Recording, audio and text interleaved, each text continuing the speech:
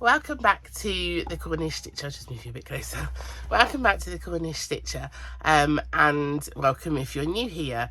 This is going to be a slightly different deviation from the normal podcast. There are many podcasts for you to go back and have a look at. If you're new here, please do so. Think about subscribing and hitting the like button or the hype button if you like what you see. But as I say, this one is a slightly different video for me, and a slightly different kind of topic basis, still very much yarn related.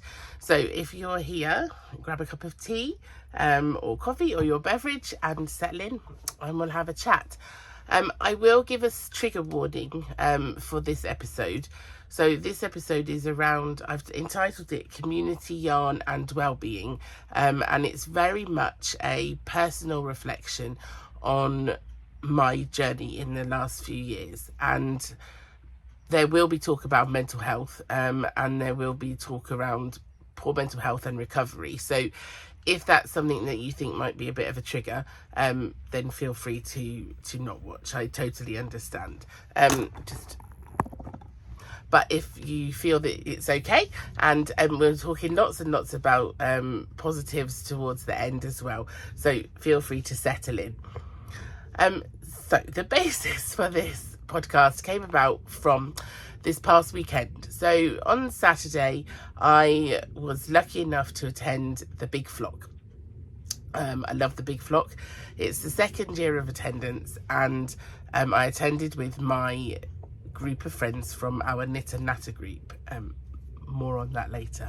But as I was driving home, I really felt compelled. So I was thinking all about community and the wonderful day I'd had, and just reflecting really. And I just wanted to pop it into a video in case it's something that other people feel that they can relate to, whether it's something that may in some very, very small way help somebody with a feeling of hope, or when they're not feeling great. But yes, so to give you a bit of background, if I do have notes, because I have scribbled lots of things down, so forgive me for glancing down occasionally. So if we go back to childhood, I mean, returning viewers will know I'm currently on a significant weight loss journey, but that's the only thing really we'll talk about around weight. But growing up, was tremendously bullied, had some not very nice experiences around kind of those situations, and it's safe to say that my self-esteem was, and is, but especially growing up, was significantly knocked, and not in a good place.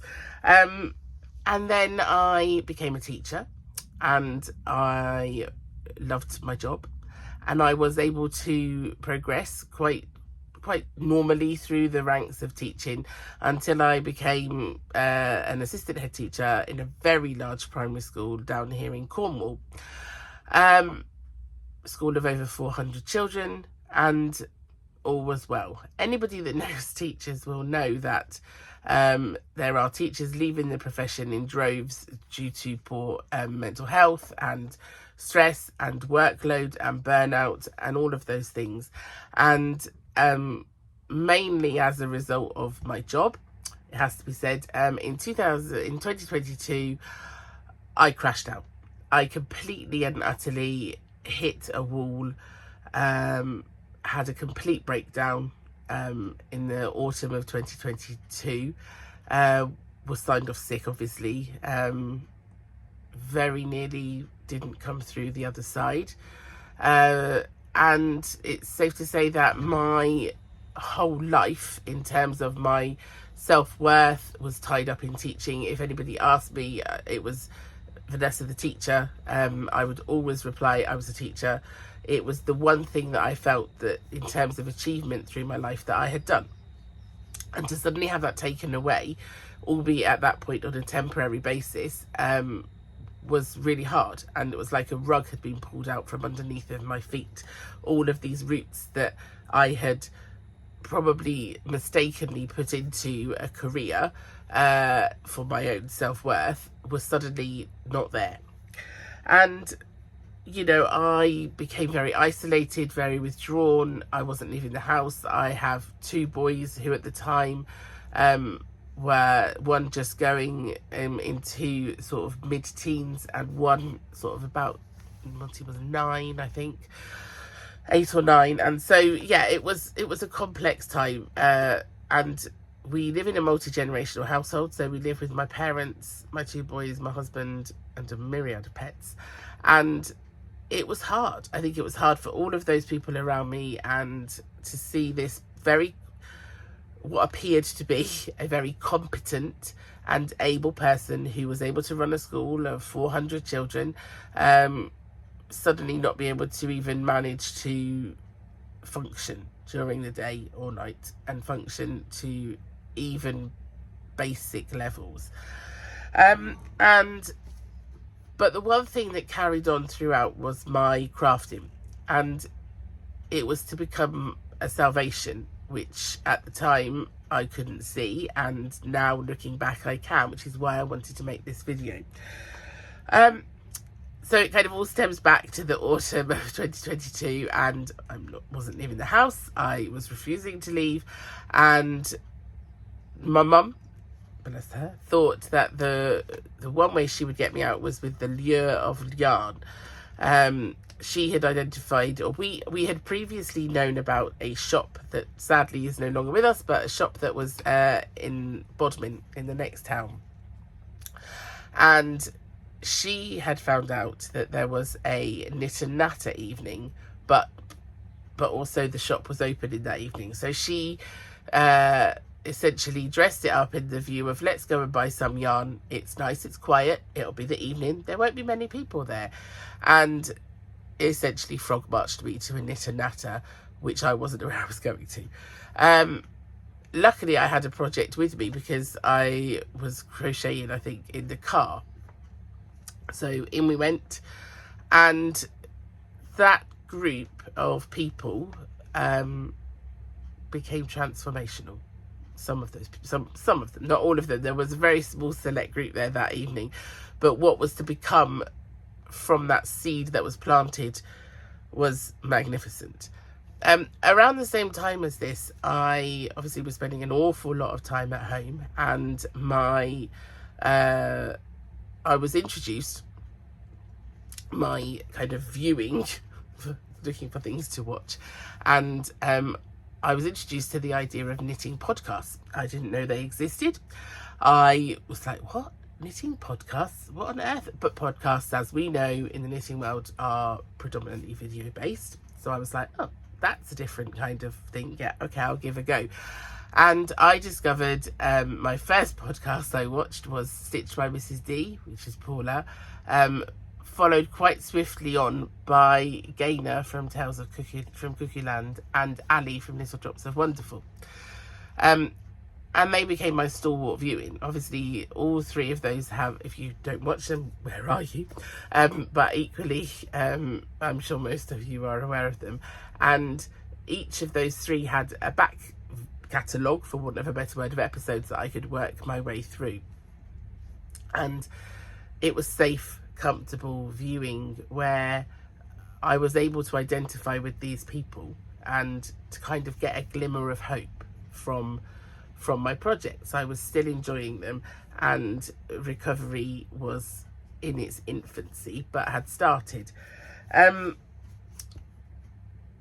I returned to the Knit and Natter group the following week, which was huge progress in terms of I had willingly left the house, albeit with huge trepidation and huge amounts of fears and anxiety that was crippling. And I sat there, and I wasn't isolated in myself, but I was very aware of the whole situation for the whole evening. Anxiety was kicking in left, right, centre, upside down, but I managed it. And slowly but surely I returned each week to the Knit and Natter group, and it was my safe place.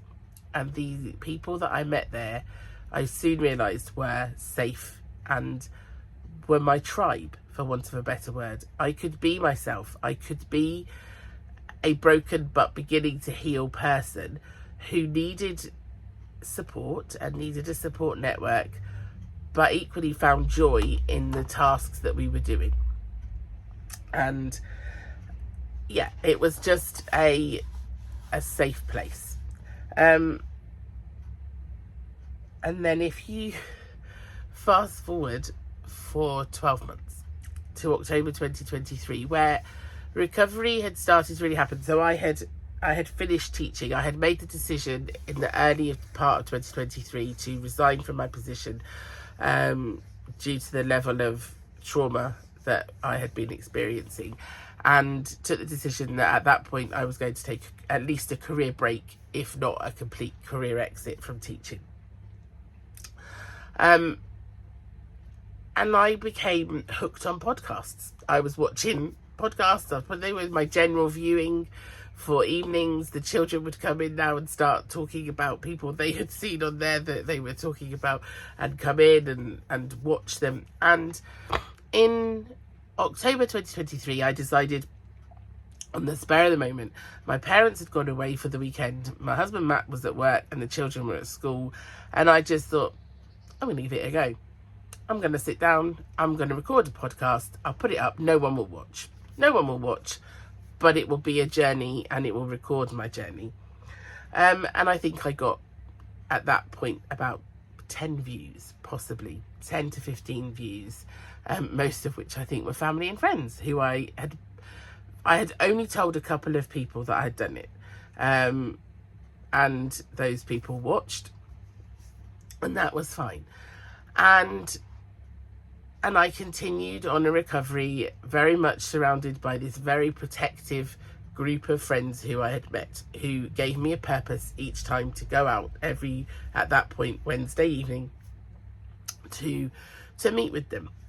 And in March 2024, myself, my mum, my sister, went to the East Anglian Yarn Festival. It was our first time there, but we heard over the tannoy that there was a podcasters meetup, and I was adamant I wasn't attending. I wasn't a proper podcaster. I wasn't like the likes of all the people that I watched. I was just sticking up an odd video every 6 weeks or so of, these are the things I finished, these are the things I'm working on. But I wasn't able to escape quite so easily. So I was frog marched over by the pair of them, essentially deposited at the podcasters meetup at 2 p.m, and they disappeared. And I now know they went to get a cup of tea, but they literally just left me there. And I was essentially frozen to the spot initially, I think, and was so thankful. Next to me was so we were sat in a circle, and people were arriving, and they had plonked me in this one side of the circle, and sat next to me was the most beautiful... Oh, apologies, my battery ran out. Yes, so sat next to me were the most lovely souls of Belinda from Bell and Stitch on one side, and Davina from Little Workroom Crafts on the other side. And there began a huge opening of a much wider community. I'm really pleased to be able to say that both of those ladies are friends, and obviously you know that we've just been to see Davina recently. Sorry, how many times can I say the same word? That we have just at Easter been to see Davina and spent some time with her, and it's really, really, really special. And then I was able to spend just a small amount of time this past weekend with Belinda as well, and to meet her lovely friend Nikki. And yeah, it's funny how just a chance moment at that podcasters meetup has allowed friendships to develop and flourish. And that's kind of what I wanted to portray in this podcast. I was welcomed with open arms, even though I was a really new podcaster. I had a minuscule amount of views on my channel, and I happened to be featured upon several of the podcasters' videos whilst we were at the East Anglia Yarn Festival. And my numbers started to creep up. And I remember going, oh my goodness, it's reached 50 subscribers. Oh wow, it's reached 70. And I think by the end of that week, it had got to 100. And I felt like I had got eternity. I was like, my goodness me, this is amazing. But equally, then you get the huge imposter syndrome, which I have had from the very beginning, still do to this day. And I was very worried I wasn't any good. Hello, back. The battery keeps going on this, but I think I've emptied my storage, so it should be fine now. Yes, so we are now in sort of the autumn of 2023, and I hit my vlogs, and it became Vlogtober and Vlogmas, and I decided my confidence was growing. I was leaving the house more. I was going to my knit and natter groups regularly. I was recovering enough that I was able to begin my college course. So I had started my college course, which was a massive milestone. So I had always wanted to study textiles, and obviously it's the same vein. So it was a group of women. There weren't any men on it, but it was just happened to be a group of women who were safe. And I suddenly had two kind of safe tribes of people linked by similar interests, but were safe places that I could go and be myself. And I had assignments to do, and I was keeping to my assignments, and I was able to continue to grow in that way with the love, support and kindness of those around me. I started to go back again to yarn shows, always accompanied by mum or sister or both, or maybe a friend. I had my friend Jen, she came with me to Wonderwall, and we had a really good time. And I was really self-conscious about filming. I decided to vlog a couple of them, and if you've been to kind of Wonderwall or Yarndale or any of the really big shows, they're packed, and it felt really vulnerable, but I managed to do it, partly because it's such a safe community, or predominantly a safe community and a supportive community.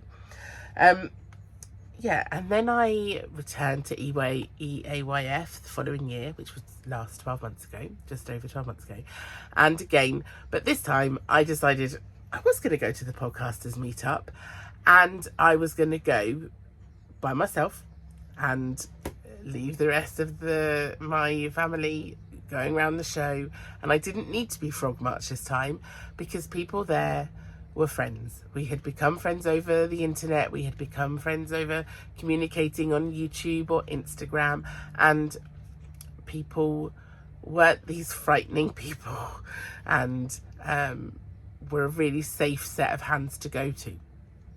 And in 2025, I was fortunate enough to sit next to Sam Rayner. So I had different people by me. Belinda was there still, and Davina was off shopping.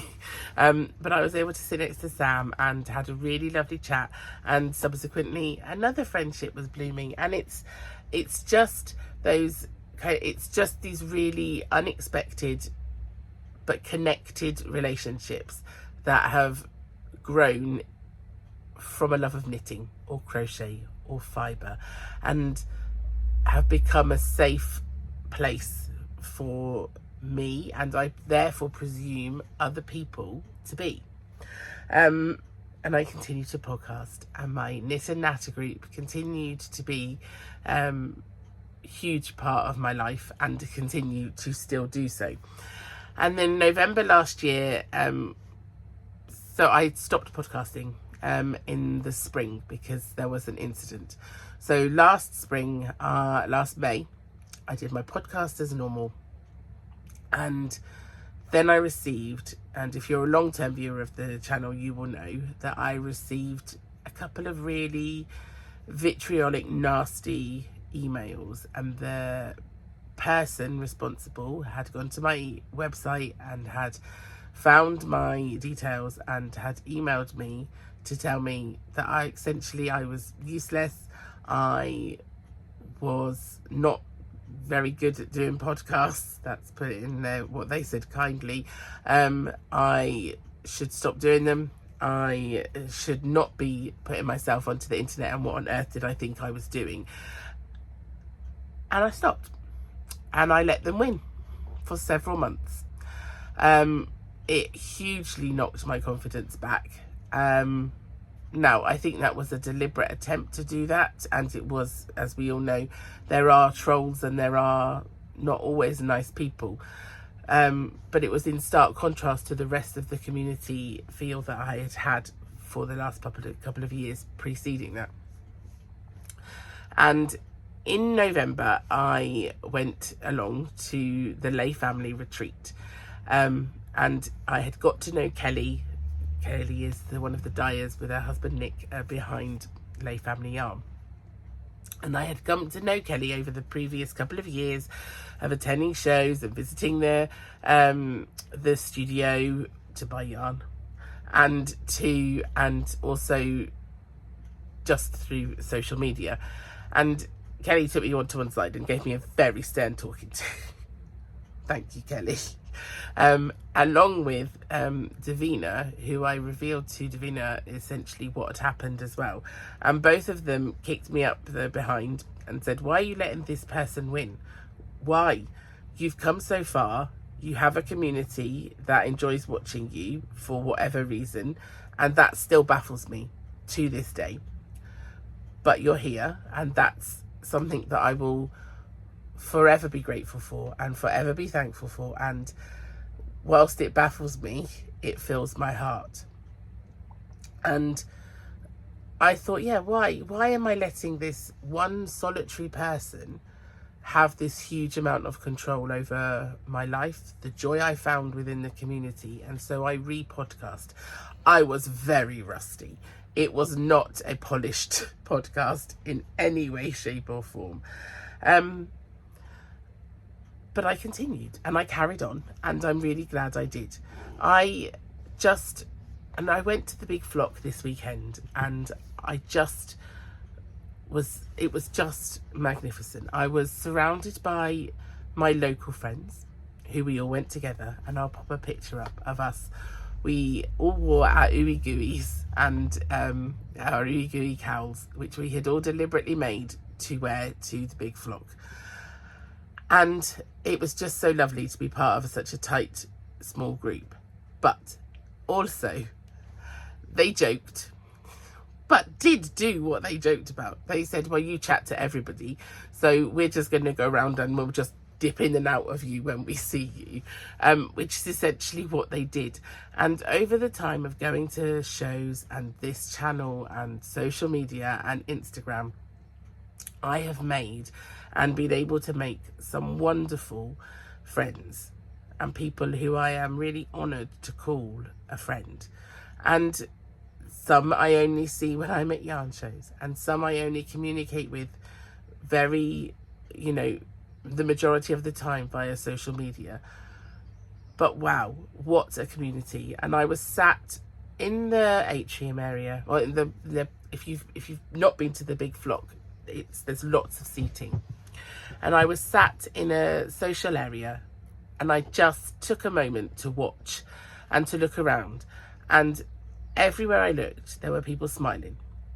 There were people engaged in chats with each other. We sat next to a group of ladies who were on another table, and we were like, oh, I wonder what that top is. That's an amazing top. So you feel able to go and ask and say, excuse me, what's the pattern for this top? And you get met with joyous smiles and friendliness and a safe place. And I know I keep using the word safe, but when you're not in a good mindset with your mental health, safety is your first priority. And it's just a wonderful kind of acknowledgement of that. And And I really wanted to thank John and Claire and other yarn festivals as well, but particularly my reflection was upon the Big Flock, for creating such a wonderful, kind of safe and enabling place for everyone and for the community to be together. And it was just such a lovely kind of realization of, wow, this community is amazing. And it is not an understatement to say that knitting, crochet, the fibre community, and particularly my little tribe of knit and natter people, saved my life. And that sounds dramatic and that sounds ridiculous when you say it out loud in one way, but it's absolutely the truth. Without these people, at the very best, I would be isolated and still at home. At worst, I may not be here. And because of that community and because of the people and their kindness and all of those people that surround us, it just is fantastic. And I just wanted to kind of pay knowledge to that and to put that out there and to kind of just make people aware that may not be aware of the impact that they've had and upon people's journeys and the impact that they continue to have upon people's lives. So yeah, if you got this far, thank you very much. And I never have done this before, but if you have got this far, could you leave me a little heart emoji just to show the love? And also, what does being part of the yarn community mean to you? Is it a safe place? Is it somewhere you come to meet like-minded friends? Is it somewhere that has given you solace? Is it somewhere that you have felt enabled to just be? And I think that's part of it. It's just somewhere to just be myself. So thank you very much, and thank you for watching, and I shall be back soon with one of my yarn shop tours, which I've just completed and need to edit, and a normal podcast shortly. Okay, thank you very much. Take care of everyone around you, be safe, and put love in all that you do. Thanks very much. Bye.